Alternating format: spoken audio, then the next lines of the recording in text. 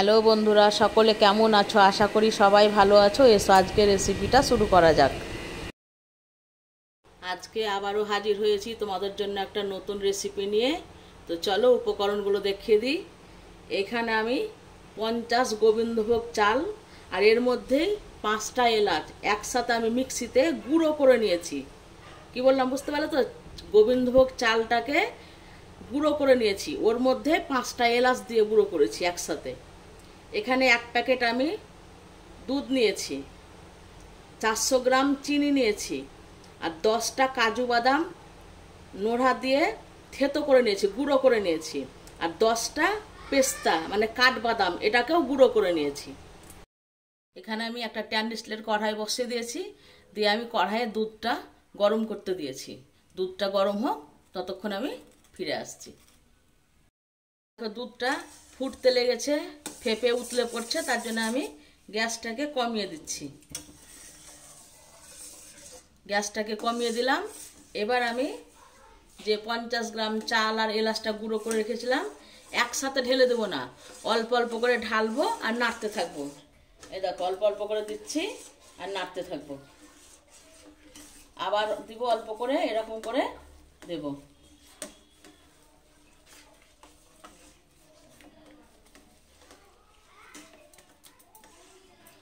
এটাকে সবগুলো দিয়ে দিলাম, দিয়ে এবার এটাকে নাড়তে হবে, না তো তখন তলাতে ধরে যাবে।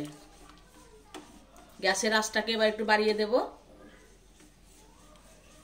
মিডিয়াম করে রাখছি গ্যাসের আঁচটা। 3 মিনিট মতন এটাকে নাড়লাম, দিয়ে এবার আমি চিনি ঢেলে দিচ্ছি। 400 গ্রাম চিনি নিয়েছি।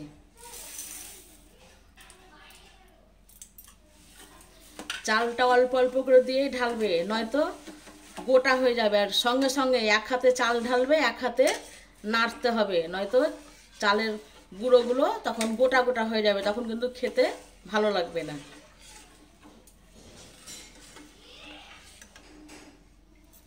এবার আমি কাজু বাদাম গুঁড়োটা দিয়ে দিচ্ছি।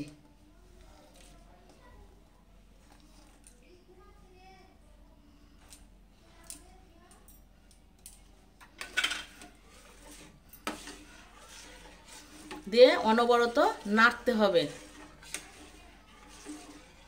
তোমরা এরকম করে একবার খেয়ে দেখো, খুব সুন্দর লাগে এটা খেতে।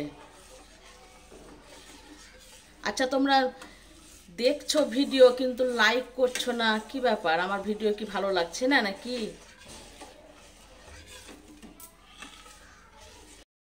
এটা 1 কাপ চা করতে যতক্ষণ সময় লাগবে ততক্ষণই এই রেসিপিটা বানাতে সময় লাগবে।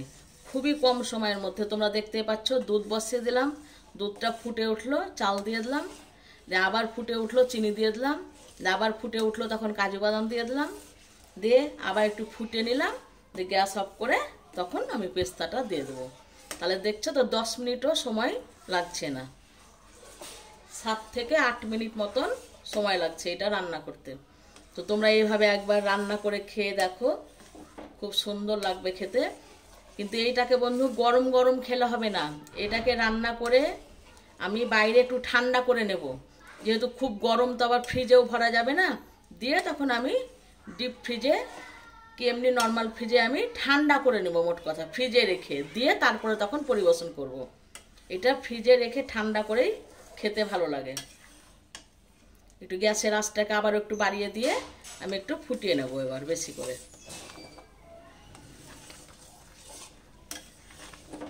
এই দেখো ফুটতে লেগেছে, এবার আমি গ্যাসটাকে বন্ধ করে দিলাম।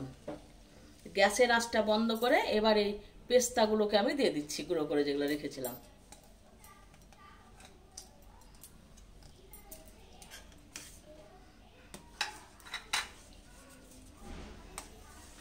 দিয়ে এটাকে বাইরে একটু ঠান্ডা করে ফ্রিজে আমি রাখবো।